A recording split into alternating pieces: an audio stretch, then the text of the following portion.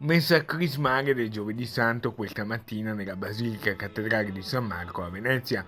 La celebrazione, presieduta dal Patriarca Monsignor Francesco Moraia, ha inaugurato il grande triduo pasquale. Sono stati benedetti e consacrati dal Patriarca gli oli santi per i sacramenti, da qui la definizione di Santa Messa Crismale, con il Patriarca, concelebranti i sacerdoti e i diaconi di tutto il Patriarcato e sullo sfondo l'attesa per la visita di Papa Francesco che tra un mese esatto, il 28 aprile, giungerà a Venezia. Attendiamo con gioia la venuta del successore di Pietro.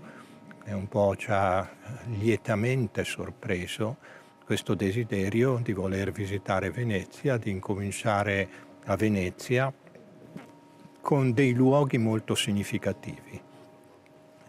Le carceri, per un verso, dall'altra parte il santuario della salute, della Madonna della Salute.